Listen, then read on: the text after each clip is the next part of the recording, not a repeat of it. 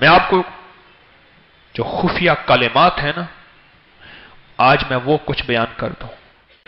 اس دعا کو میں بھی سیکھوں گا، آپ بھی سیکھیں گے. اس دعا کو میں بھی سیکھوں. مسنون دعا ہر مسنون دعا کی کتاب میں عام ہر جگہ لکھی ہوئی عام اور تام ہوتی ہے.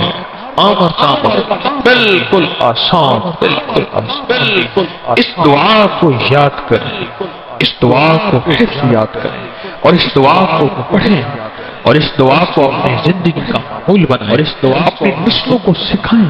اور حتیٰ کہ یہاں تک جس کھانے کے بارے میں شک ہو اس میں زہر ہے یا جس کھانے کے بارے میں شک ہو یہ بیماری بن جائے، تکلیف بن جائے اور اس سے مجھے بیماری اور تکلیف ہوگی یا اس سے اندر کوئی اس کے نقصان ہوگا یا اس کے اندر کوئی بیکٹیریا یا وائرس یا اس کے اندر کوئی انفیکشن یا کوئی اس کے ذریعے سے مجھے تکلیف، اس کھانے کی نیت کر میں یہ دعا لازم 3 دفعہ پڑھیں. نیت کر میں یہ دعا اعوذ بکلمات اللہ تامات من شر ما خلق. بس یہ چھوٹی سی دعا.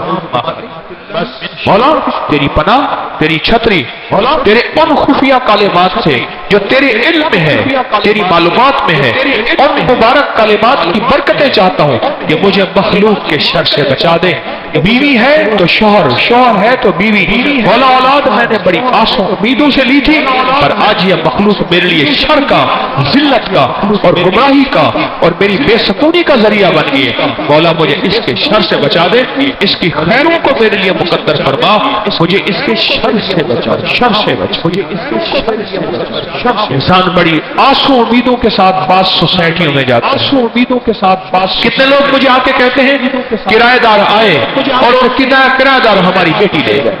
کتنے لوگ کہتے ہیں کرایہ دار آئے اور ہمارے بیٹے کو نشہ لگا دیا. کتنے لوگ کہتے ہیں کرایہ دار آئے اور گھر پہ قبضہ کر لیا.